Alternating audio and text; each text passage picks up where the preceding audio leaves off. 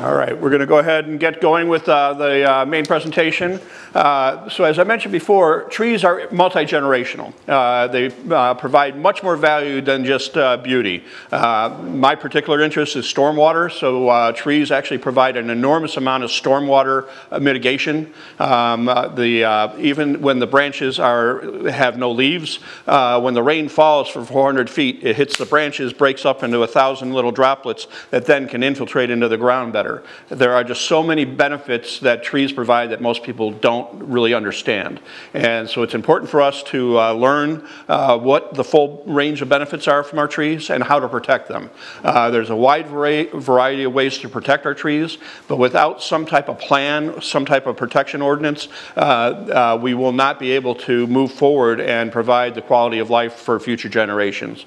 So we need to figure out for each community, how we can actually implement tree promotion. So where do we plant trees? How do we promote tree planting? And then how do we protect the trees that are there?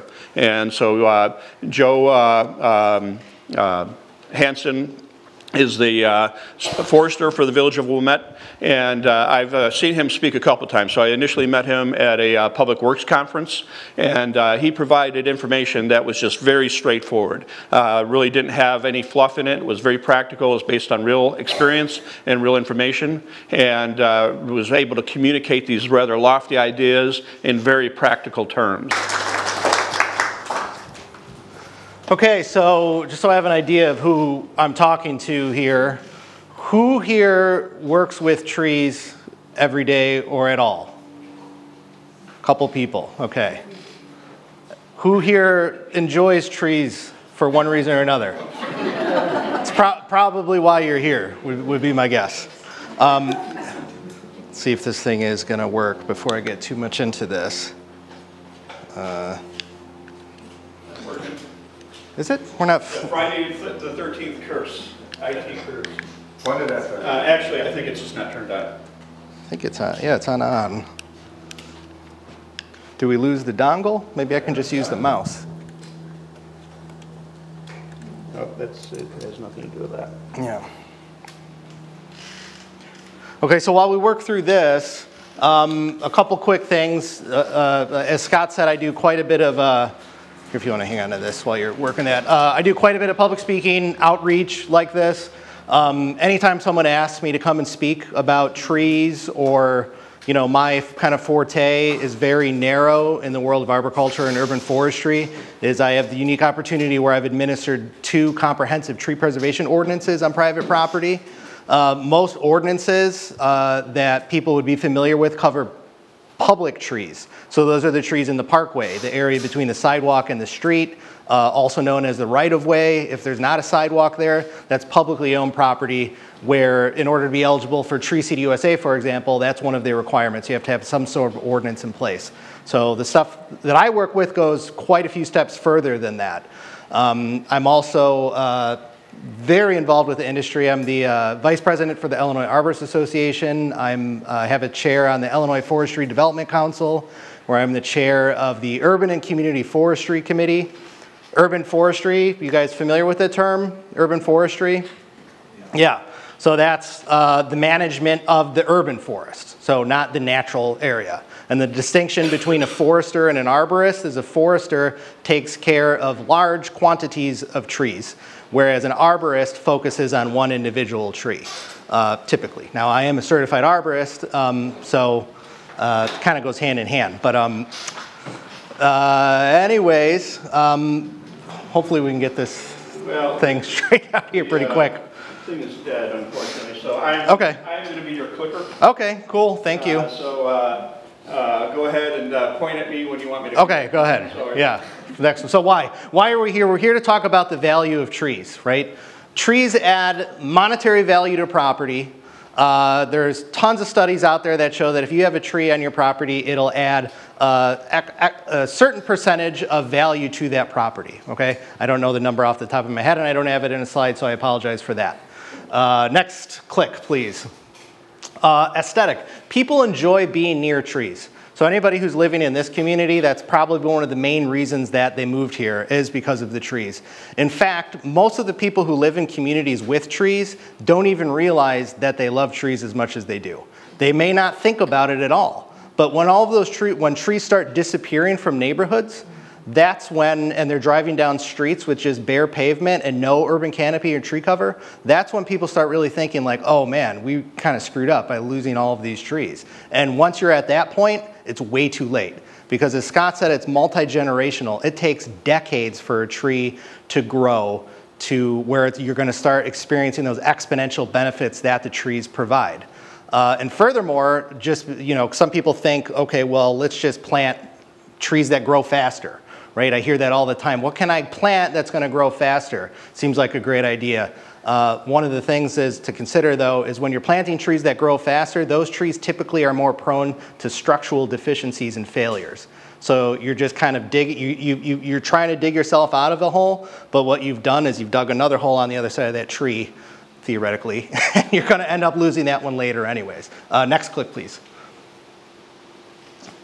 Wellness. Trees provide physical and mental health benefits. There's tons of studies out there that show humans around trees are mentally better. Their mental health is better. There's also studies that show that like hospital patients, for example, when they're recovering from an illness or a surgery or something, if they're able to look out the window and see trees or some sort of vegetation or something like that, they will heal quicker. I don't know the exact lineage. I can't point you to the line of why that is, but the studies have shown that. Next click, please.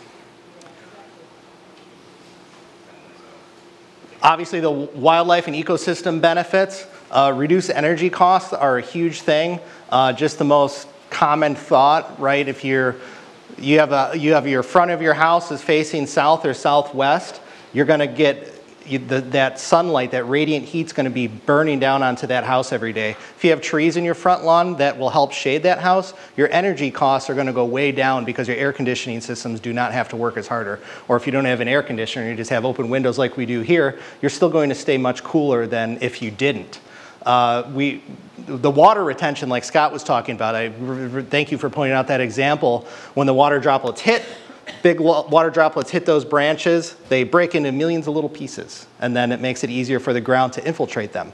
The other thing is what is staying in that canopy is not entering our storm sewer system. So if the rain hits a tree, imagine this is a tree and all of these are branches of the tree. As that rain is hitting that tree and anything that's not making it down past that has to make it through the leaves, down the stem, through the branches, all the way down bottom of the bark before it reaches the ground. So it's slowing that water intake into our storm sewer system. So that's less water that we have to treat, and that's also less water that's lost that we need into the soil. Air purification and carbon sequestration. I mean, I think most of us would agree that oxygen is pretty cool for the most part. So we need that. Carbon sequestration, right?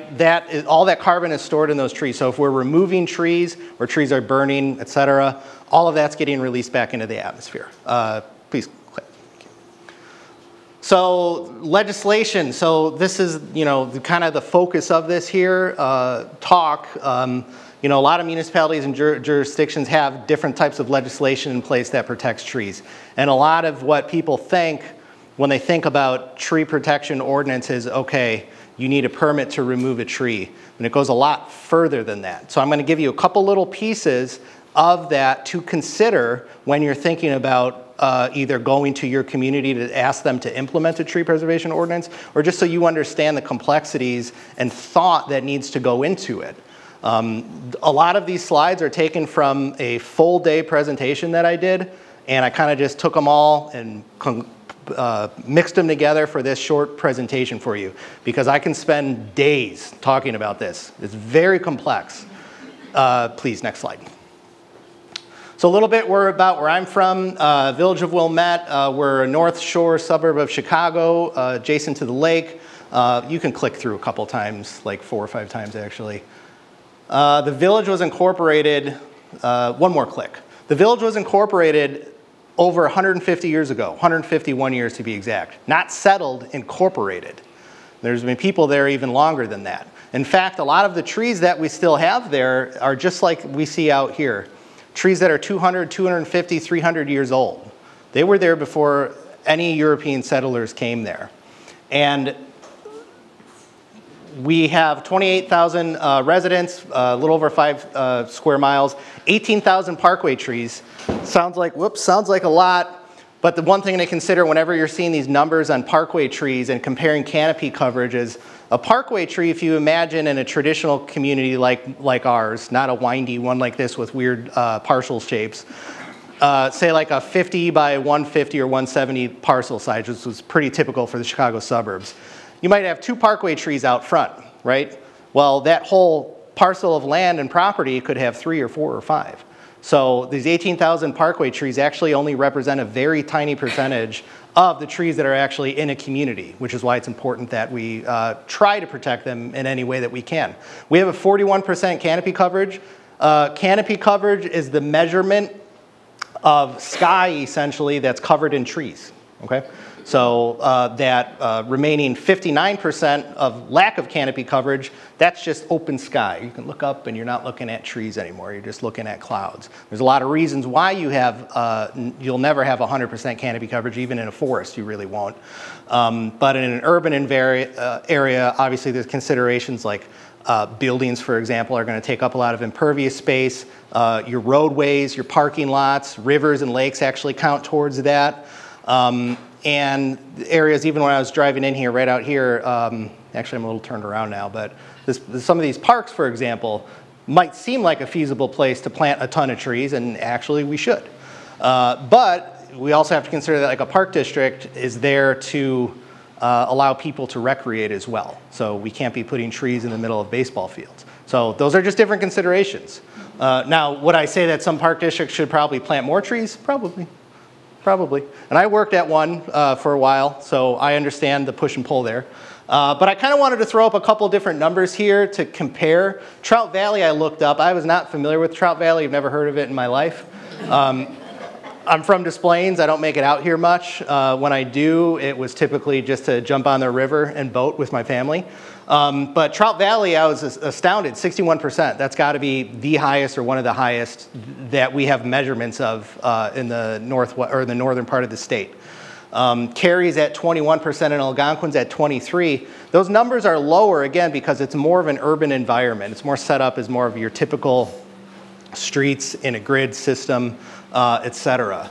Fox River Grove's 44, Barrington Hills 49. And a lot of these numbers, what you'll see, and with Trout Valley too, is these numbers are pushed up higher because there's more natural areas that are protected, okay?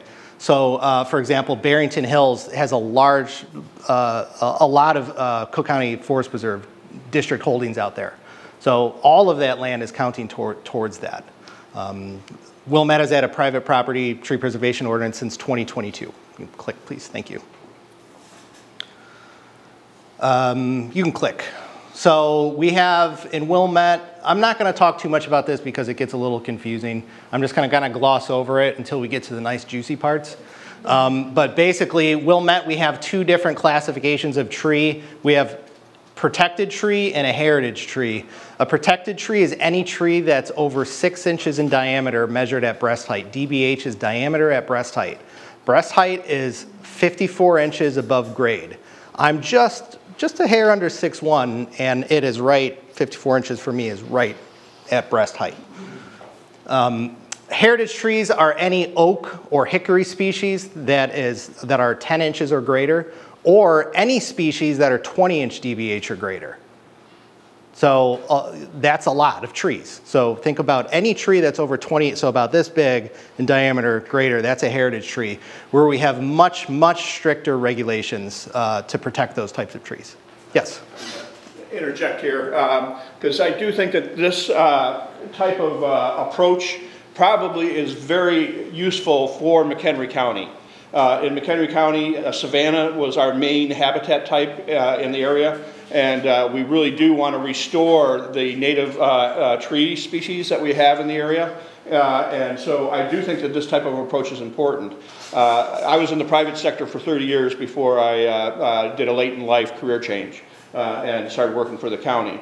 Unfortunately, I would work on projects where we would clear cut hundreds of acres of oaks. It absolutely killed me. It keeps me up at night to this day.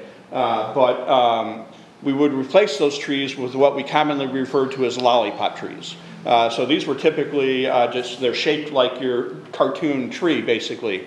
The way I would try and explain it to people is a oak is like IBM or GM or a Fortune 500 company. It is providing habitat for up to 500 species. It is the economic engine of the ecology of that area. When we put in a lollipop tree, that lollipop tree is like a Halloween store. It is only there to occupy space temporarily. It is not providing the habitat. It is not providing the stormwater benefits. And typically these things only last a few years, whereas your native species are going to last 300 years. So there is a big difference between the typical tree and the native trees that we want to protect in our area and restore. So I really do think that this type of approach has a lot of value to communities in McHenry County. Yep, absolutely. Sorry. No, thank you. Guys. And another reason, just to point out that the reason all other species are 20-inch and oaks and hickories are 10-inch, can anyone guess why the higher protection at a smaller diameter? Someone who's not with the conservation district. Go ahead. Because they take longer to grow. Exactly, right. They take longer to grow, they take longer to establish, they are much more sensitive species. Most of the stuff that we're getting from nurseries is, I hate to say it, not the greatest quality. It's not really a big secret out there. It's not the greatest quality, and most of the trees that we're planting as society, not necessarily us in this room, we're planting poorly. So if we can get a native tree to 10 inches, we've done an awesome job. That tree at 10 inches probably took 20 years, well, depending on the site conditions, the actual type of oak, for example, 15 to 20 years to get to that 10-inch mark. Probably closer to 20, especially in an urban environment like this where we're dealing with compacted soils, et cetera. Next slide, please. You can give another click. Okay, so we have some different subcategories here. We have an invasive species list where anything on that list, there's no permit fees or any kind of replacement requirements to remove these. Why, do you ask? Because we don't want them. We want you to get rid of them. We encourage you to get rid of them. We have an ornamental tree list, which, regardless of their size, shall not be considered a heritage tree. The reason we have this list, and I had to help to amend the ordinance, is when the original ordinance passed, I was measuring a crabapple or a redbud, the multi-stems, and they were getting over 20 inches, right? And that's not really the intent of the ordinance. Now, a redbud, of course, is incredibly important. Or a mugo pine. Now, if you get a mugo pine, if you're familiar with the species, to that size, it's pretty excellent.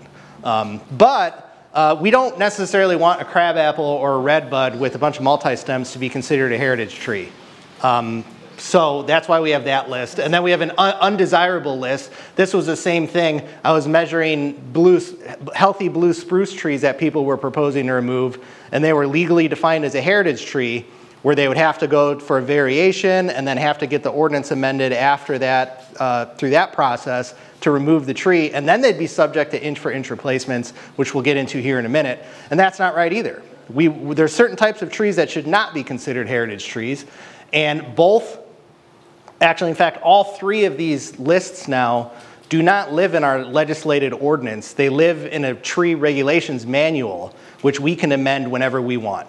Which anyone who has ever had to do anything legislatively, go to their city council or the village board for an ordinance, it is a process. So if one day, let's say tomorrow, some like Calorie Repair is a perfect example. Calorie Repair was brought here to help replace elm tree, the American elms, okay? And it seemed like a great idea, beautiful tree, grows at a relatively good clip. But guess what? It turns out it's a piece of crap. Okay, sorry to put it so bluntly, but it does.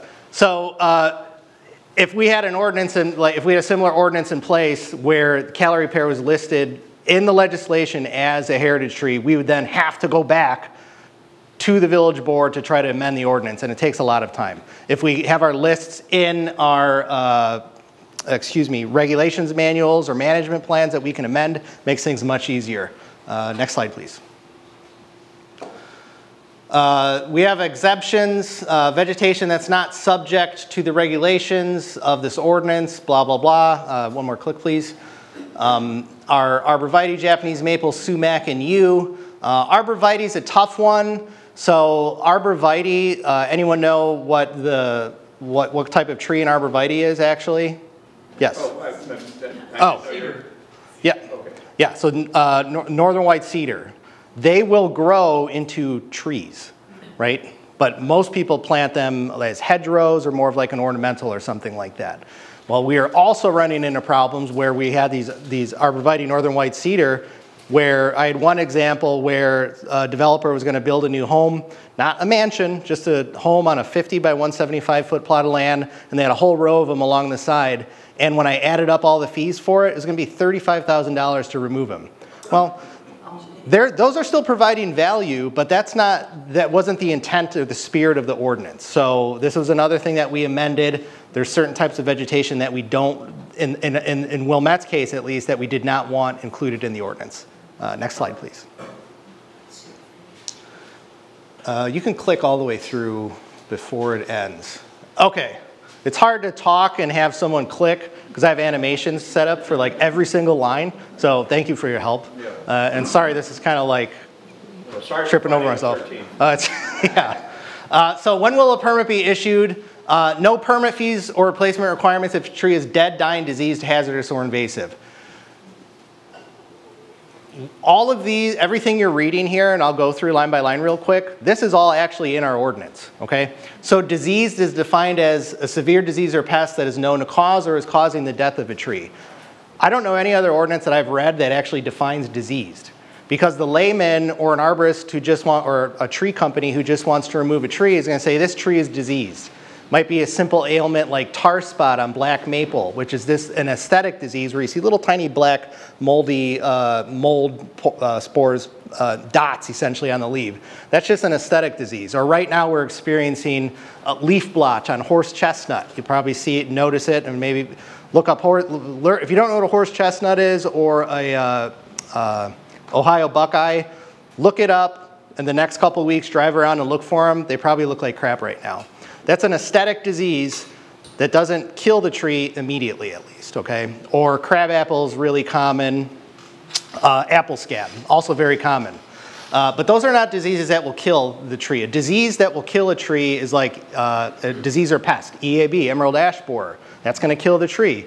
Dutch elm disease, that's going to kill the tree. Those types of diseases. I was getting into a lot of debates where people would say, again, my tree is diseased. Or sometimes people will just look at a tree and they'll say, this tree doesn't look good, it's diseased. It's like, okay, well, when you're sick, you know, what's the disease you have? What is it? Let's define it, let's talk about it. Also, hazardous tree, so again, these are all things that do not require replacement requirements. Hazardous tree is any tree or a tree part that is damaging a structure or utility. This one's tough, so that means if tree roots are damaging a sewer system or something like that, we will allow you to remove the tree. And that's a bummer, because big old oak like that out there, if it's damaging a sewer system, they're gonna get that tree removed and they're not gonna have to replant trees. But that's the balance that the thoughtful discussion went into our ordinance, that's what they landed on. The problem with that line of thinking is, the sewer system is the problem, not the tree, right? You have a deteriorating clay pipe that's been in the ground for 75 or more years, and now tree roots are getting into that. The tree roots did not deteriorate or break that pipe. The pipe did itself. So by removing trees in order to stop your sanitary line from clogging, all you're doing is deferring maintenance that you're gonna have to do anyways down the road to replace that sanitary sewer. And then also another definition of hazardous essentially is how an arborist would think of a hazardous tree. Basically, if there's like a structural deficiency in the tree that would cause it to be hazardous, like a crack, hollow, decay, things like that, lifting root plate, etc. And then we also defined a healthy tree, because back to the diseased definition, people are like, well, my tree doesn't look good, so it's not healthy. Like, yes, but it's not diseased. So by not having a definition for diseased or healthy, we didn't really have much of a leg to stand on. Most people didn't push back, but we foresaw what the problems were going to be, so we amended the ordinance to define healthy tree as a tree that is not dead, dying, diseased, hazardous, or invasive. Pretty simple. Next slide, please. Thank you. Uh-oh. There we go. Okay, so healthy protected trees, we'll let you remove it basically no matter what, as long as you meet the replacement requirements, meaning you either have to replant new trees or pay a fee in lieu of replanting those new trees. Healthy heritage trees may only be removed under certain circumstances, and it's mainly two things: the location of it in the parcel, as defined by our zoning ordinance, or certain types of construction. Next slide. So this one's a little interesting. So this is taken from our zoning ordinance, and this defines parcels essentially. So these lines represent setbacks. So these are the areas where you're not typically permitted to build. So in your front yard, if you're walking down a street ever, you notice every single house is pretty much all in a line. That's because this front yard setback only allows them to build to that portion. The same exists for the side yards and the rear yards. The area in between these dotted lines, that's called the buildable area. This is going to be similar pretty much everywhere, maybe defined slightly different. That buildable area is, as a United States citizen and property owner, that is your inherent domicile. That's where your private property rights really truly exist. It's not outside of here, outside of those setbacks. It's within those buildable areas. One more click. So anything within those areas, if you have a healthy heritage tree that's located in those areas, where again, that's where your strongest private property rights exist as a citizen, in the Village of Wilmette, you will be permitted to remove a healthy heritage tree from there, as long as you meet the replacement requirements, which we'll get into in a second. Next slide, please. You know what, let me see that. Let me see if I can click through this without, I think I should be able to, let me see here. Well, I'll tell you what. Oh, it's not gonna work. Okay, okay. Oh, sorry, okay, back to you clicking. Okay, we're gonna quickly walk through this. Okay, so good. Someone's proposing to remove a healthy heritage tree. First question we ask, is construction taking place? No, next click. Now we fork off into two different paths that we can go. Is it in the required yard or the buildable area? Next click. Okay, it's in the required yard, and there's not construction taking place. That means we have to go to the Zoning Board of Appeals. The Zoning Board of Appeals is going to weigh in on the case and determine if they're going to make a recommendation to approve or a recommendation to not approve the removal of that tree. After that, it goes to the Village Board, where the Village Board weighs in on what the Zoning Board has recommended or not recommended, and then ultimately they can make their determination and vote. The Village Board's vote is amending the ordinance specifically to that address and specific instance. The Village Board can say one thing and the Zoning Board can say something different. It doesn't matter. The Village Board is the ultimate authority here. Next click. After that, they have to notify all the adjacent neighbors of the healthy heritage tree removal. That doesn't stop the process. It just gets the neighbors out with their pitchforks, right? So maybe they can reconsider the removal because they're going to, piss off all the neighbors. Next click, please. Then they have to replant the trees or fees, and then we'll issue the permit. Next click. If it's in the buildable area, again, they're permitted to remove it. So we just jump right to the neighbor notification, and then next click, I think, should go to construction. So now we're into the construction. One more click. One more. No, you did it right. That's good. Let's go. Yeah. It's okay. Another click, please. Okay, so if there's construction taking place and it's in that in one of those required yards, again, so those setbacks, the only way that they can remove the tree is if a hardship or practical difficulty exists because the existing heritage tree makes it impossible or impractical to perform the construction in a size and configuration allowed by right on a lot of similar size. That's key thing there, allowed by right on a lot of similar size. That means that if you have two identical sized parcels, one has absolutely no trees and the other does, the one with the trees legally is allowed to do the same thing that this person is. So even if there's a healthy heritage tree located there, you're probably going to be permitted to remove it. And then we can administratively approve the permit. One more click, please. Or there's no reasonable alternative methods to perform the construction that would preserve the condition of the tree. Essentially the same thing I just said. Next click, please. Or the heritage tree proposed for removal is not expected to remain as healthy tree because of the construction. We're going to talk about some of that in detail moving forward. Okay, so there's a $75 permit fee required for every healthy tree that is being removed. Next click, please. This is the schedule for protected trees. So anything 6 to 9 inches, there are no replacement requirements, but there is that $75 fee. And then it goes from 2 to 4 replacement trees, or $1,000 to $2,000. Next click, please.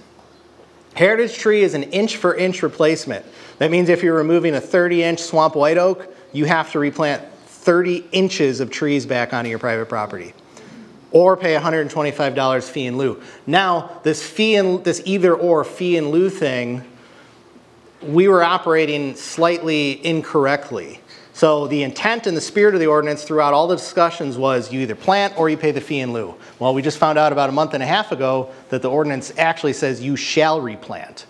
So now I'm into this wormhole where people are, like a builder, for example, is applying to remove several different tree types, but there's not room to plant 30 inches of trees back onto their property. So now I have to make them plant what will fit based on that inch for inch, and then have them sign planting agreements, and then add that to the final inspection for their home to make sure that they do it, and then they have to pay the remaining balance fee in lieu. It's very complicated and a pain in the butt. In my opinion, it should just be either or. And I'll explain why, I hope, in the next slide. Next click. Oh yeah, okay. And again, all those fees and replacements have to happen before we issue the permit. For construction, we never make them plant the trees first, because we don't want brand new trees on an active construction site. That's silly. You know, we'll have them sign a planting agreement and they'll plant at the end. Next slide, please. The required trees have to be from the village's approved species list. It's about 50 or so species. We call out and recommend native species, but there are several non-native cultivars that we have on there. Tree must be a minimum of 1.5 inch caliper. Caliper is measured 6 inches above grade. That's standard nursery measurement. They must be planted back onto the property where the trees were removed. That means you can't plant it on your neighbor's property. You can't plant it back in the village's parkway. You have to plant it back where it came from. And then replacement trees automatically receive protected status. That means as soon as you plant that 1.5 inch tree, it's protected. It doesn't have to reach that 6 inch size anymore to get that protected status that exists for the rest of the urban forest. Next slide, please. This fee in lieu, I developed a private property tree planting incentive program. The village board had talked about it during their discussions for the implementation and, of the ordinance. Next click, please. Basically what we do is if someone pays the fee in lieu, let's say someone removes a 10-inch tree and they're required to place 2 more trees back onto the property. There's no room for those 2 trees. So they pay a $1,000 fee in lieu of planting. Now we take that $1,000 and we give it back to other private property owners who want to plant trees. So whether the person removing the tree is planting the tree or somebody else from the public is planting the tree, we are getting the tree back onto someone else's private property, which is important to understand, right? Zoom out from that one parcel, right? So Wilmette, I think, has, I don't want to quote exactly how many parcels we have. Thousands of private property parcels. So zoom out from that one parcel where that tree was removed from, and what are we looking at now? We're looking at the urban forest again, from up in an airplane or satellite or something like that. What's more important than getting the tree back onto the property where it was removed is just getting it back into the village to keep growing the urban canopy. Next click, please. So basically this is a program where they apply to participate. They let me know where they're going to plant the tree, the type of tree that they're planting. I look at, is this a good species and fit for the space? I'm pretty loose with most of it. I'm more looking at size constraints, overhead power lines, distance to structures, potential sightline issues, things like that. I'm thinking about it like a forester, like I'm planting in the parkway, which I planted thousands and thousands and thousands of trees in the parkway. I'd look a little bit, I don't really look at soil type because I'm not going to have someone test soil. Like I'm pretty familiar with the soil type in our area, so that's not too complex. So sometimes there's some massaging, like, okay, that tree's not going to fit there. How would you consider planting it over here instead? And then that also opens up the door for a little bit of education into, you know, proper tree planting practices and care and things like that, which is great. Next slide, please. And then again, we're reinvesting back into private property. Not only is that all cool that we're getting all these trees back, what's also cool is it makes it a hell of a lot easier for me to explain to people why they have to pay us thousands of dollars to remove a tree. It's an easier sell. It really clicks then. Next slide, please. Okay, so construction requirements. Click all the way through this slide. Let's just see what's all on here. I'm not going to get too much into the details of this, but basically if there's construction taking place on private property, they have to have tree protection in place. We define the critical root zone of a tree as 1 foot radius for every 1 inch DBH tree. So if you have a 10-inch tree, you have a 20-foot circumference critical root zone. So this is my 10-inch tree. We're going to go 10 feet out from here, and this is the area that we need to protect with a fence around that tree to prevent people from getting in there. And I'll explain a little bit more in detail on why that's important. Next slide, please. I'm going to interject one thing here. So it is really important if you do have an ordinance like this that you have your inspector staff. So if you're a municipality, it's important that you have your inspector staff trained to recognize problems. I can't tell you how many projects I've seen where they are stacking equipment up right on the root zone. Maybe you're going to be getting into I am going to, yeah. And then the other thing that is really, and this ties into our stormwater management ordinance, is historically I'd be on sites, and when they would have construction trucks come, the trucks would dump their load and they have to wash out. They would use the tree planting holes as their washout point. And then so you've got, you know, totally contaminated soil that you're then trying to get a tree to live in. Yep. And so those are two things that just, if you're a municipality, make sure your people are trained to observe for that. Yep, thank you. Now we'll talk a little bit more about that too here in a sec. Next slide, please. Okay, so part of the submittal requirements is they have to submit on their civil engineering drawings a tree survey that's completed by a certified arborist. Next click, please. If anyone wants to take a picture of it, I'm not going to read it. But essentially what they have to have a tree survey that's completed by a certified arborist depicted on your civil engineer drawings. Has to show the trees, their size, their condition, their form, and identify that critical root zone. That includes the subject property and every tree located within 15 feet of the adjacent properties. Next slide, please. The tree protection plan, you can just click through the slide. That's basically everything that I just talked about. One of the important things to know here is we want to know where the location of utility services, and we want to know the location, shape, spatial arrangement of all temporary and permanent driveways. And we're going to talk about this in a sec here, is site access. There's just a lot, I get into this with contractors all the time. They're like, I'm not digging over here. Why do I have to put tree preservation fence over here, tree protection fence over here? And the reason is because you guys are going to go there. I know you are. Yeah. Like, no, you're not digging there, but you're going to be putting stuff there, like he was just talking about. Next slide, please. Penalties, $50 to $7,500 per offense, plus permit fees, replacement trees, or fees in lieu. So basically, if you remove a tree without a permit, you're going to get hit with fines, plus everything else that the ordinance would have required if you would have applied for a permit in the first place. And I have an entire presentation that talks about code enforcement and the legalities of that and how difficult it is to prove cases when you find them. I've been through several different court stuff, administrative adjudications. I've been cross-examined by other attorneys during those proceedings, and it's not easy. It's not as easy as just saying, I know there was a tree there, here's your ticket, thank you. I mean, you literally have to prove it up just like you would any other kind of code infraction or crime that takes place. Next slide, please. Damage or removal for a village-owned tree goes a little bit further than that, where we can assess, in addition to the fines, the monetary value of what that tree would have been as determined by industry standards. That's, again, a whole nother conversation. Next slide, please. Okay, so this is the important stuff, okay? Now we've talked about we've glossed over it really quick. If I quiz you on my ordinance, you will never be able to answer any of the questions because I know it's very complicated. So thank you for sticking with me for that. But I like to explain it because it is complicated. It's not simple. And as he pointed out, and I'd like to add, you need somebody trained who knows what they're doing, right? Who understands trees. If you have an ordinance in place or you're thinking about instituting an ordinance, if you do not have a certified arborist who's administering it in some capacity, there's going to be a lot that's going to be lost. A lot of trees that are going to be lost. There's going to be a lot of damage that's going to occur to those trees too. Next slide. So what I want to talk about here is some of those misunderstood construction impacts to trees.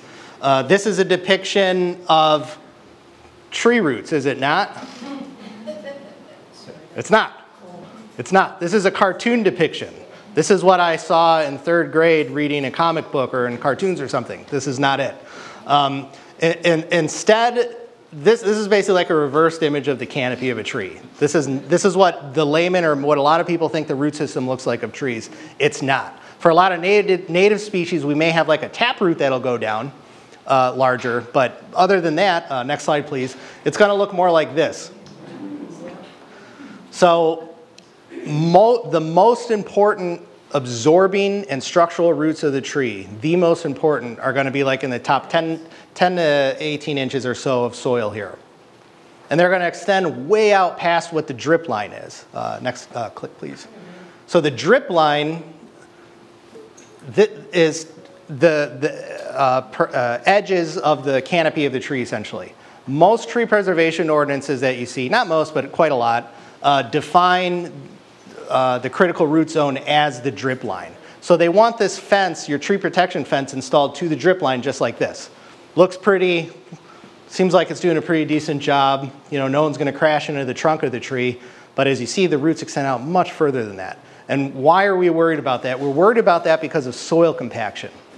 These roots grow in between the pore space of all of the soil.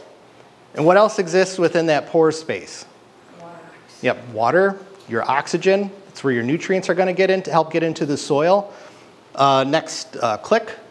If you're driving trucks over it, you're compacting that soil and you're eliminating all of the pore space that allows the tree or the tree roots to function. If your tree roots aren't functioning, they're not getting the water and oxygen up to the leaves of the tree through transpiration. You're not getting that function back in reverse down to the root system. Next slide, please, or next click. People, this is another thing too, like sidewalks, right? This does just as bad of a damage as this. You might think, oh, it's only 3 inches of brick, who cares? You've essentially cut off that whole side of the root system, almost the whole side. Obviously, there's still a little bit that's going to go under there. Next click, please. This is an example of poor site access. This is a nice red oak where they are removing a pool from the rear of a property. Now, removing all of that material, all of that concrete, back and forth, back and forth, back and forth. You can see, I don't know the thickness of these boards, but this isn't plywood. This is thick boards. And they're actually pushed all the way down into the soil. So everything over here of that tree's root system is now inhibited by the damage that's occurred closer to that trunk of the tree. Next click, please. This is another example. I protected the man's face until he's been proven guilty, which he was. This contractor was ticketed for this. This was taken in Park Ridge where I worked previously. And in Park Ridge and in Wilmette, the entire parkway has to have tree protection, whether there is a tree present or not. Why do we want tree protection even if there's not a tree there? Doesn't make sense, right? What's that? Yeah, exactly. We want to have viable planting space later. And where's the easiest place for a contractor to go? Right across the parkway, right? They don't want to go through the alley, even though that's where they're supposed to go. They don't want to use the driveway if there's another truck parked there. They just want to cruise across the alley. And that's completely destroyed, really bad in this instance. Next slide, please. This is the exact same house, now that it's done. They had a ticket. They received a citation, and then I drive by and I see equipment parked right where we want to plant a tree. People, they don't learn, but they don't understand. They don't understand why, right? And again, like Scott pointed out, if we didn't have some, like, even though we had me and another forester in place to make sure that all these protections were in place, it still happens, right? So it's all incremental. Yes? So what would you tell that contractor? How is he supposed to work there? He can't. He can't. He can't store equipment. You cannot store equipment there. So that's city, in this case, it's city property. That's city property. So we 100% dictate that. In Park Ridge and Wilmette, the only way that you can access the site is through an existing driveway, through where a new driveway is going to be, proposed new driveway that's been approved, or through the alley. That's it. If there is no other access except for through the parkway, next slide please, then we provide them access like this, okay? So this was taken in Wilmette. So this is actually a perfect question, thank you, the good segue into this slide. But basically, yeah, if you want to store equipment, you have to do it on your private property, somewhere that's not in a critical root zone of a tree. You cannot store equipment, spoils, materials, anything within those areas. So this is an instance in Wilmette that I had a couple years back where this is a corner lot, okay? To the left over here, you can't really see, but to the left over here is an alley. And that's where we want the entrance, this construction entrance to be. They're building an addition off the back of this house here, okay? So we want them to go through the alley to go in and excavate, haul out their material. That's their construction entrance. The problem is we have a lot of northern white cedar, arborvitae here. We're not going to make them remove trees just to force them to use the alley for access.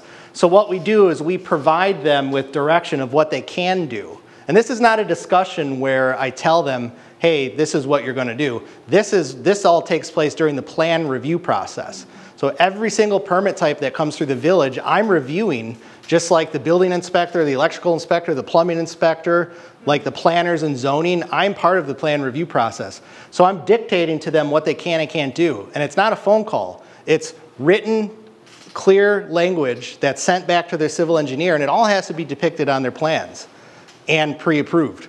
In these instances, what we do is we have them put down like 1-inch thick minimum plywood and then 10 to 12 inches of mulch or wood chips at a minimum in order to prevent that soil compaction. In some of these instances, we have them do other types of treatments to the trees as well after the fact to help them along their way afterwards.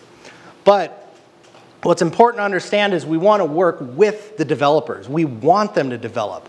We want residents to be happy that they have these beautiful properties that they can either build new on or make better through additions and things like that. But what's important really important to note in these instances with site access through the right-of-way is this is our right-of-way. This is the taxpayer's right-of-way, right?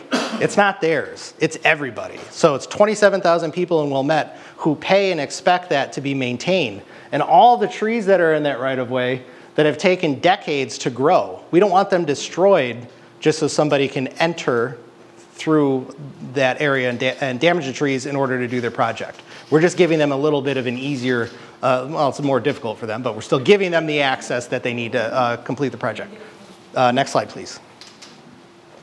This is another example where we have private, this is an example of the same thing, but on private property. Not much to say about that. Typically what we'd want to see is this whole area, this fence extended out all the way to here, but they weren't able to provide that. So we have to, again, we're not going to ever prevent people from developing a property. It's more about meeting in the middle. They want to be here, we want to be over here. It's about meeting them in the middle and trying to figure out a way to get it done. Next slide, please. This is an example from Park Ridge. It's really nothing. Tree protection fence is just bunched around the tree there. Spoils, bricks, barrels of God knows what, and a toilet all over the tree. Yeah. You referenced a critical root zone. So if the drip line isn't enough, what are you calling the critical root? So that critical root zone is 1 foot for every 1 inch DBH of tree. Yeah. Do you have, yeah, it would be interesting to have a slide like you had with the critical root zone. Yeah. With So that's the critical root zone on top of the drip. Oh yeah, that's actually a good idea. And for other presentations that I have where I really get into the weeds on it, I provide examples of civil engineering drawings. And Scott was actually part of it, where I provide paper copies to everybody, break up into groups, everybody identifies potential issues, and then they try to figure out ways to mitigate them. But what's interesting about the critical root zone is when you look at that critical root zone drawn on your civil plans, it's like the whole property. Yeah. You know, so almost everything that we're doing here is to try to meet in the middle, right? Yep. Next slide. Oh wait, hold on. Yes, sir. Scott, this question for you. I understand what Wilmette and Park Ridge have. How many people in McHenry County have the expense of? We don't have, as a McHenry County, we do not have a tree ordinance in the county, so we don't have anybody doing this. In the county, municipalities will, but Yeah. as a county, we And don't. I'm trying to even think municipalities that are to the extent of Wilmette. Yeah, I'm not aware, I'd say Algonquin is probably It's not pretty close, but I'd say Algonquin's probably the closest. Woodstock's, their environmental commission is working on an ordinance now. Yeah, I know they're working on it, but it's not in place. And you do need to have a tree ordinance, it could be a Tree City USA, like Joe said, but I'm not, you know, Algonquin, I think, has the closest thing to what Wilmette has. And Trout Valley. I think they're. Well, and we'll be talking about Trout Valley's program afterwards. Good point. So we'll all learn what Trout Valley's doing after Joe's program. So this is all great, and I think our village does have an ordinance, and our HOA has an ordinance, but like we said, trying to get people to enforce this, the money to enforce it, how do you, any suggestions on that? Really, the ordinances come from the community. The village boards and city councils don't just come up with bright ideas often, right? Like, you have to have a group of constituents who want to see change. And that's like what these talks are about. This is more to understand, okay, like, yeah, maybe Wilmette and Park Ridge are operating like in super high comprehensive places that a lot of people aren't going to be able to get to.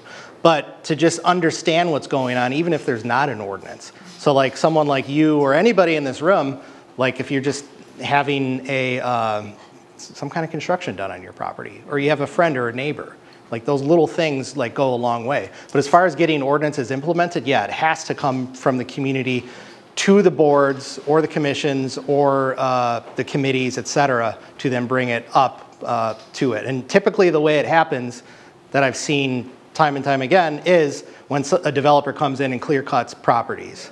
That's when it gets really looked at kind of more with under the microscope. Well, and this is why we're here today, is to learn, you know, why this is important and how it can be done.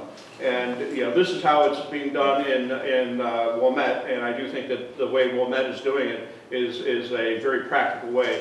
Lake Forest also has a very restrictive ordinance, but each municipality will have somewhat different needs. Exactly, yeah. But this is a great example of what we can aspire to and what is possible. But that's also why we really want to target these types of programs to our elected officials, public works directors, facility managers, because they're the ones making these types of decisions. And I understand what you're trying to do, but if you look at McHenry County, a lot of these cities and villages are under 30,000 people. I understand Wilmette's under that too. Right. But the added expense of what you're talking with inspections and some of the other things, just for personnel, becomes almost prohibitive in certain areas. Yeah, it really depends. Like both of us are talking at high levels, right? There's a lot of different intricacies that goes into it. But again, it really comes from the community and the communication with the community. You know, that's where all of those problems are worked through. Identify the problem, try to identify solutions, and then figure out a way to get there. And again, like Scott said, every community has different needs. And through all the discussions of communities that have ordinances in place, they come through discussions from the community. You know, they don't just go show up and they're voting on ordinances. These are like multi-months or years processes with committees or commissions or different groups, open public meetings where people are expressing concerns either for or against, you know. And it really, you know, it really depends. Like in Park Ridge, for example, they had foresters already in place taking care of the city-owned trees in the parkway. And once the ordinance was implemented there back in the early 2000s, they just shifted some of the focus from one of those foresters to take over some of those roles. So it didn't take away from anything else. It really just forced those two foresters to be more efficient at what they were already doing.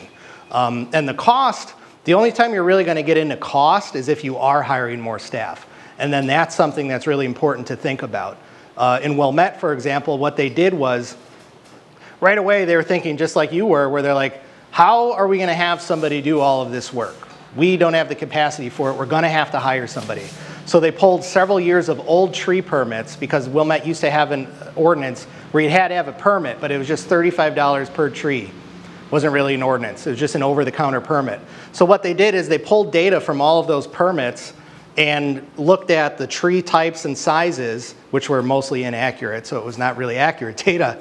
And they calculated, well, if these trees would have been removed under our proposed ordinance, we would have generated X amount in revenue, which should help pay for offset the cost of this new forester position. But in my opinion, that's also an inaccurate way to be looking at it, because you don't want to get into this position where you have a tree preservation ordinance and you're making people replant trees or pay for them, and then you're just taking that money to pay a staff member. What is the point of that? You know, so that's where Wilmette kind of found a little bit of a balance with that fee in lieu or tree planting. And in fact, since the ordinance has been in place, we're now into my third budget cycle. I'm asked every year, why are the tree fees so low? Why are your permit fees so low? And the answer is because the ordinance is working. We're not generating fees because people aren't removing trees because they're expensive. So again, it's very complicated and it's balanced, and it's dependent on the community's needs. Even if a community is not going to put an ordinance in place, first of all, a community doesn't, like for the parkway stuff, community doesn't need an ordinance for that. They can do whatever they want, like as far as parkway trees go. If they're a Tree City USA, they already have those protections in place. This is an example of how not to install a sidewalk on anywhere. So what they've done is, what we're looking at is essentially an excavation from the backyard garage to the backyard of the home. And what they've done is they've torn all the roots through the excavation with their equipment. They've torn all the roots. And the tree here is on the top right. It's like probably a 35 or 40 inch hackberry, which is a nice native species for Illinois. One more click.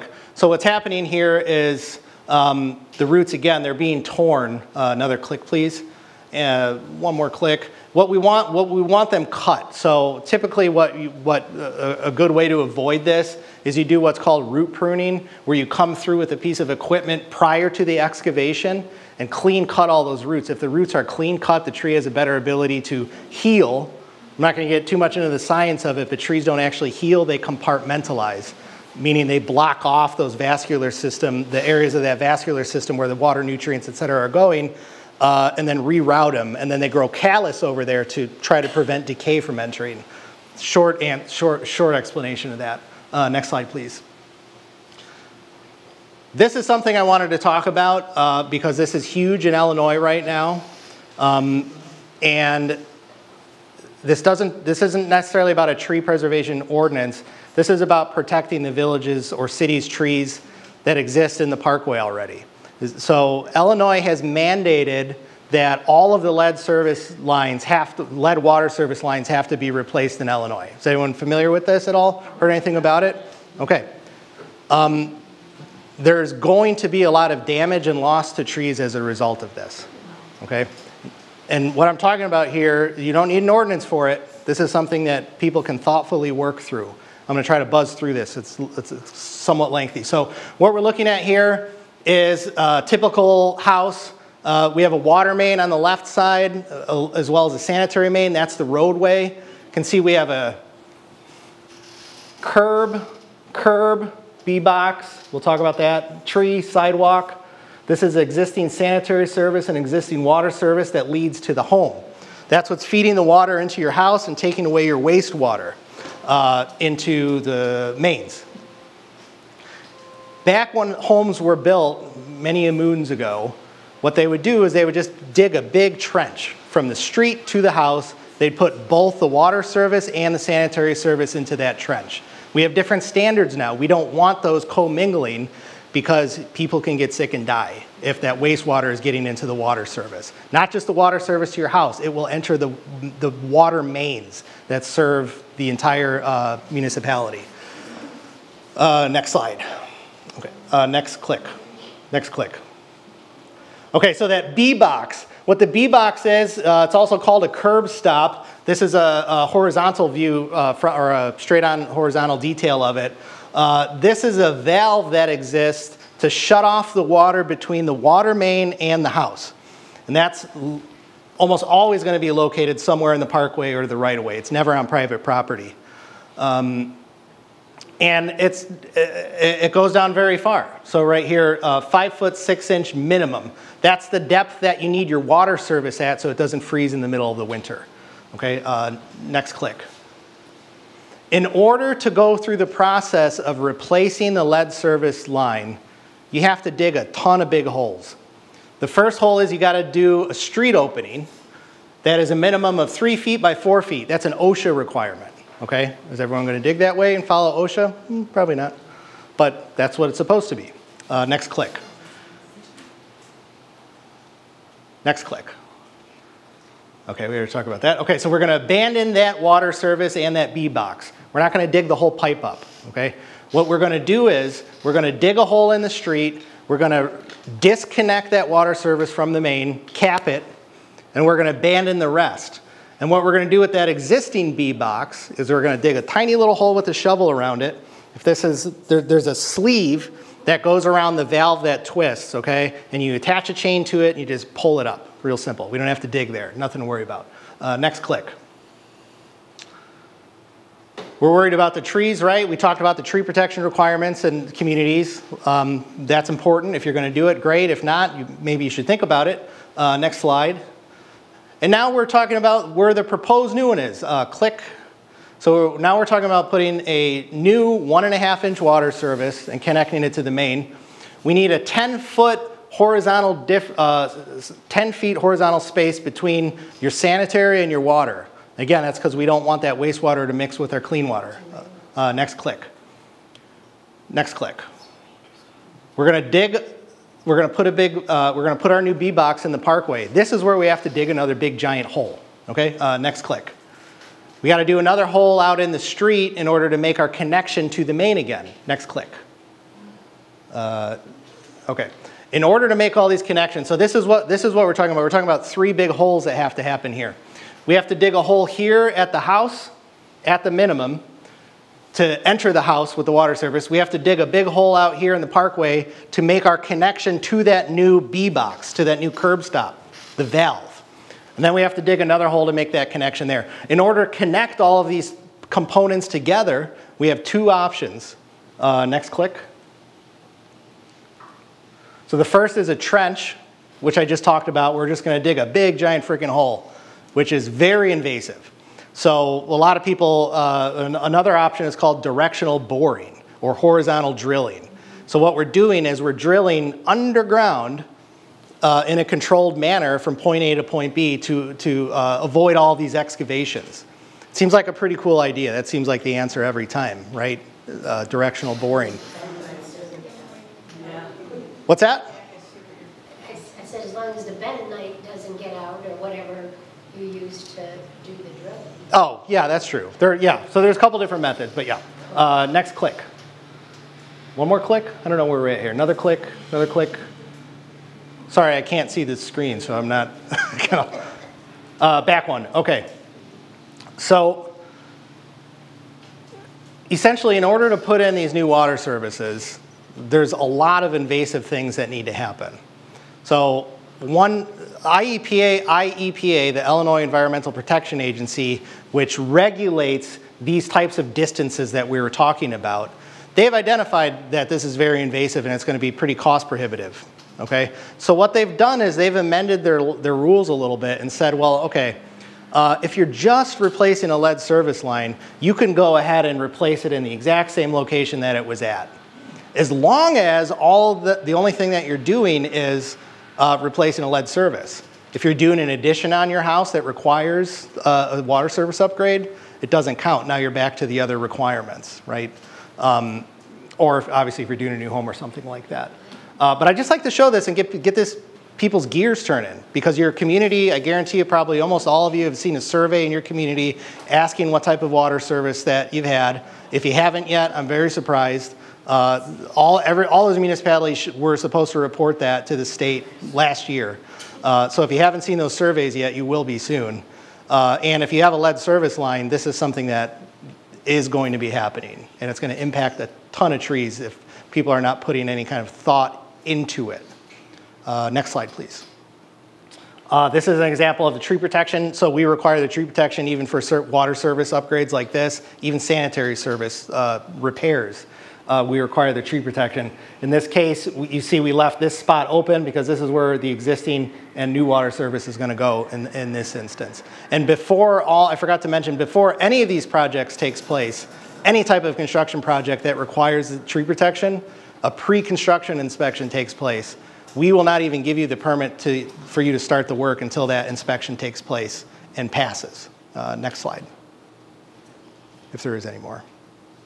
You know what, since we're pretty short on time, let's skip through these. This one's a little detailed. Let's skip through it. Keep going, keep going, keep going. Okay, real quick with this water service too, another method that the IEPA allows is you can keep your water service in the same trench as your sanitary service, as long as certain distance requirements are met. If your new water service is resting on an undisturbed bench and there's an 18-inch space difference, and your water service is 60 inches minimum, again, to prevent it from freezing, then you can keep it on that same space. This is also something where it's like, oh, wow, that seems awesome. Like, why don't we just do that every single time? The problem with that is your sanitary service has to have a 1-degree pitch to it, and this is variable depth. And that depth and pitch is going to be dependent on what the depth of your water main is.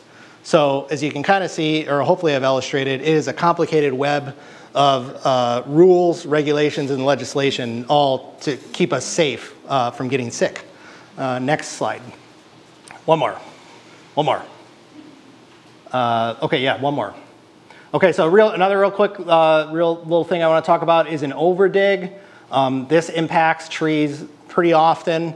One might look at like a building plan, top-down view, and say, okay, I'm looking at the outside lines of where the wall of the house is going to be, and you see there's a tree close by, and you think to yourself, well, the impact doesn't seem that great. The distance is far enough away. The problem is, in order to construct that foundation, an overdig needs to take place. So what we're looking at here is this is forms for the foundation for the basement, and down here is some pea gravel. There's typically some kind of stormwater system that's in here too. But this distance here, one click, in order to get all these forms in and everything done, one more click, that distance there can be anywhere from like 3 to 10 feet, depending on who the builder is or who the excavator is. Sometimes it's a little unnecessary. In this instance, they did way more than they needed to. Next slide.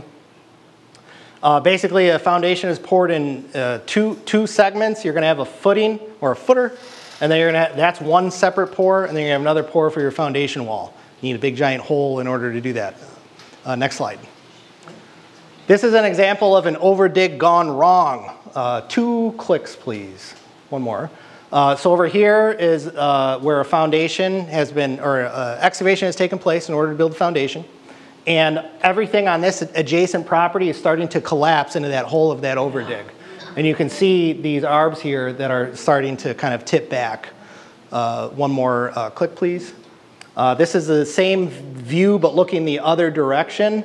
And you can see how close we are already to the property line, and then you have a dig all the way out, essentially to the property line. So it's something just to consider and think about. Next slide. That's an example of how much has been removed. That's probably about 16 or 18 inches of soil that has collapsed there. This is where the grade kind of used to be, and it's all kind of fallen back and collapsed into that hole. Next slide, please. Okay, here's another example. This is an example of a mistake that I made during a plan review process, okay?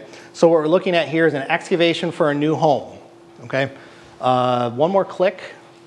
Okay, so this is where the new home is going to be.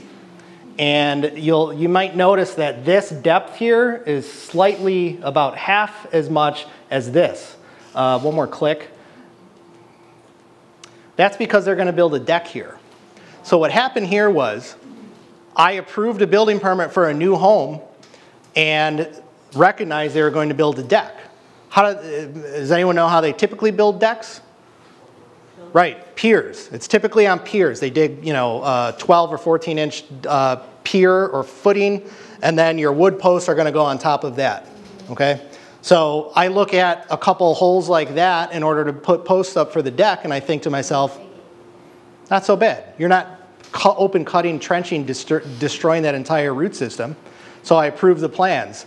Well, fast forward a month, zoning says, hold on a second, you can't build that house there. You got to move it back 15 feet. And they say, hey, Joe, you got a problem with this? And I say, nah, it's just a deck. What I didn't do was my due diligence. I reviewed that by looking at the civil engineering plans, which is a top-down view. Shows different grades, shows all your underground infrastructure, above ground infrastructure, all of your impervious surface, things like that.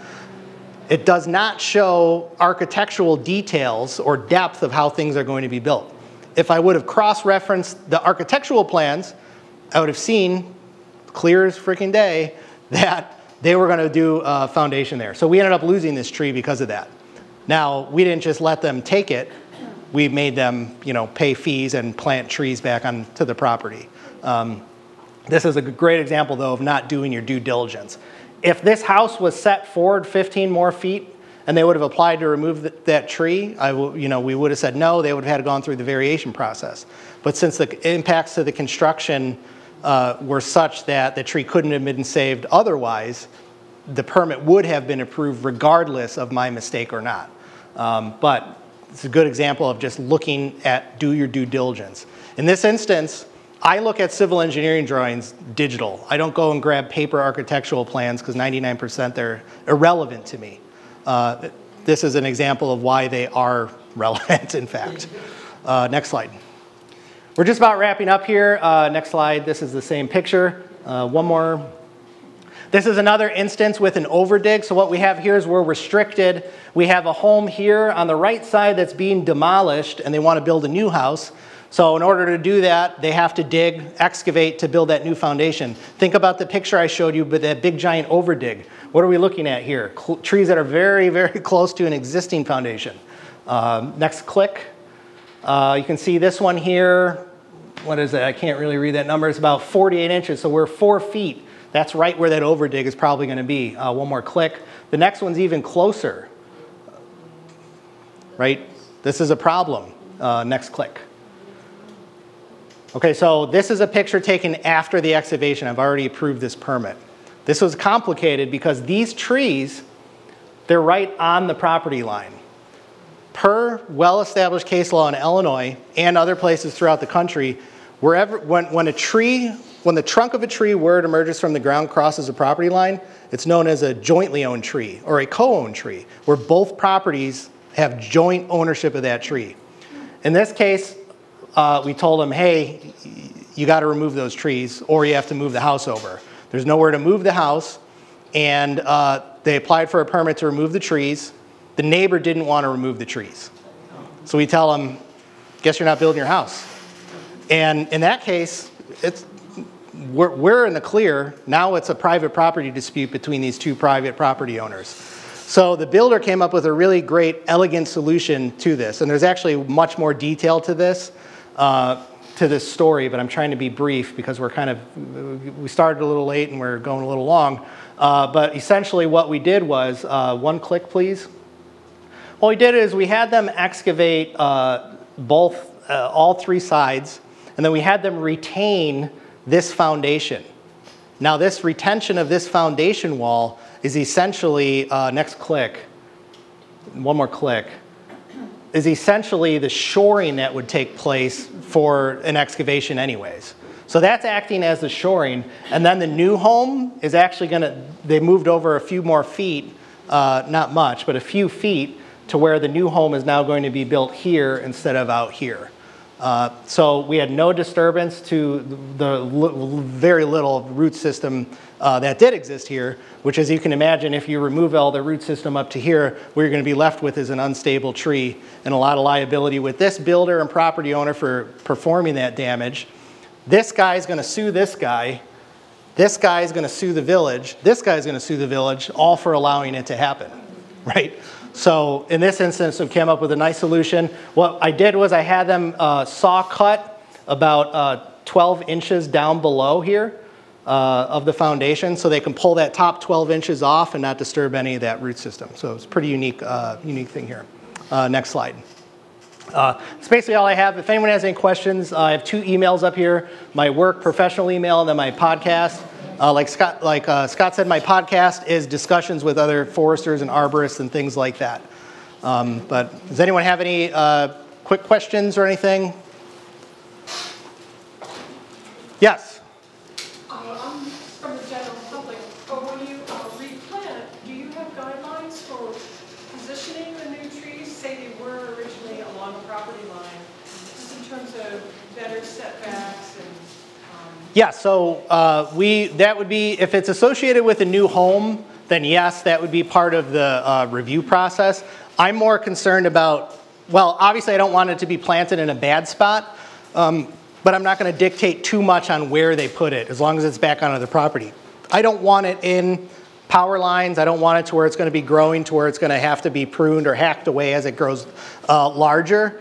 But yes, we look at it to a degree, but we really want them to work with their landscape architects or their arborists to land on where it's really supposed to be. Yep. Yes?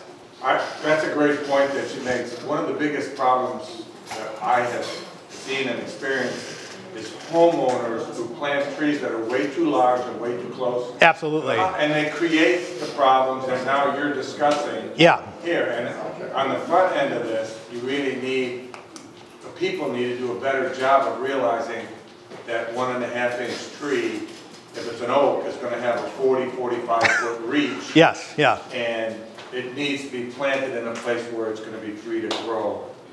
Absolutely, yep. Yes?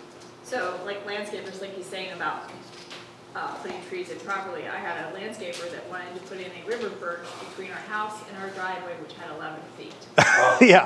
Yeah, that's common, yeah. And if it's part of a permit process, then we look at that and guide them to what they need to do. I'm not going to tell them exactly where to do it, but I will say, no, this is not a good idea. Here's why. Here's some other good options on your property that would be more suitable. Yes? For existing trees that are like on our property, so this is our property, and 18-foot right-of-way, is that what it's 18 feet? It's always different, yeah, it's always different, yeah. They come and they down Main Street there, they cut the branches off to prevent it going on the wires. Yeah. But on the other side, those branches from the black oak are, those all black walnut trees, they're all hanging over the trees and stuff that we planted. Do we have a right of way to go tell them, not right of way, whatever authority, to go tell them to cut that side off? It's hanging over on our property. No, you don't have any legal authority to do that. Basically, though, the question is basically essentially, for anyone that didn't hear, it's a question about essentially branches overhanging onto your property. Okay, so this is based on well-established case law in the United States. Any community you go to in the United States, this is the rule, okay, based on case law. You are permitted to prune anything that's overhanging your property right to the property line. Anything. The caveat to that is, as long as you are not causing damage to the tree. If you're causing damage to the tree because of that pruning, then the owner of that tree, your neighbor, may have cause to come after you civilly in court. So in those instances, I always recommend working with the certified arborist to make sure you're making proper cuts in the proper places. And then 2, you're working with your neighbor and communicating with them on what your needs are, what their needs are, just to avoid any potential conflicts. Okay, I understand that part for neighbor to neighbor, but this is actually, there's no neighbor, there's just a main road. It's on the right of way, yeah. So if it's the right of way, then you need to check with your local jurisdiction and see if they have protections in place for that. And then go from there. If they have protections, then you're probably not going to be allowed to touch it. Yeah. Yes? Quick question. So if you do have property and you do have a lot of trees and you're not very familiar with how you can tell if that tree was, but where are good resources to go to get that? I know in Wisconsin, they have certified forestry people who will come out and evaluate your property. Yeah. And trees and stuff like that and give you suggestions and stuff like that. Is there anything like that in McHenry County? Not that I'm aware of. I mean, what you're describing is more traditional forestry, where those district foresters will come out to your property, help you identify what types of species you have, what type of ecological environment you have, and they'll like assist and guide you to the right direction to develop management plans, et cetera. There's not really anything that exists like that in Illinois as far as an urban setting. What we always recommend, again, is just to work with a certified arborist. So call a tree care company, say, I have all of these questions.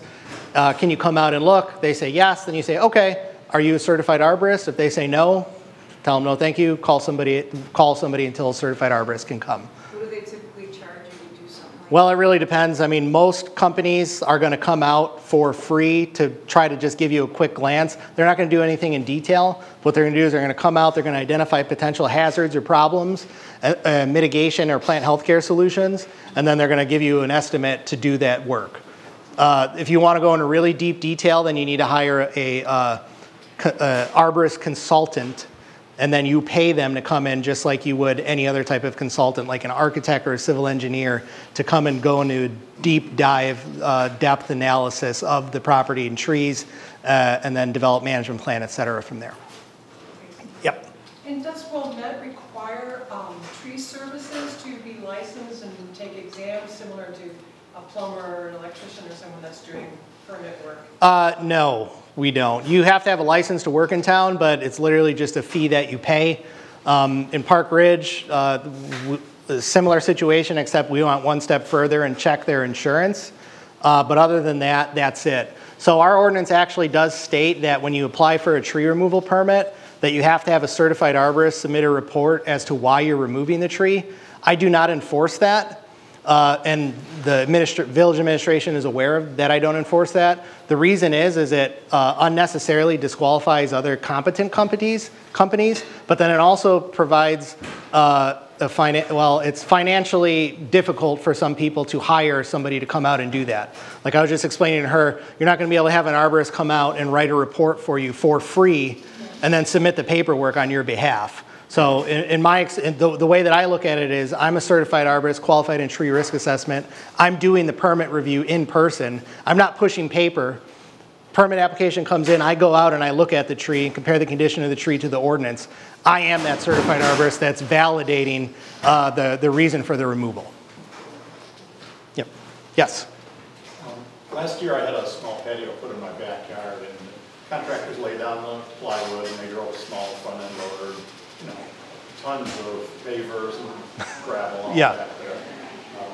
I've got a couple of small, like 2-inch diameter oak trees in the parkway. I'm wondering, is there anything to do like with aeration that you can kind of prevent there having been a problem? They look healthy right now. Yeah, I mean, there definitely is. I mean, there's two different things you can do. Well, there's several, but the first thing is the traditional aeration that you would do for your lawn, right? One thing you definitely don't want to do is fertilization. You do not want to fertilize newly planted trees. At least wait 2 or 3 years before you do any fertilization. Want to make sure the root flare is exposed on the tree. You don't want a telephone pole sticking in the ground. You want to make sure the tree is properly mulched and watered.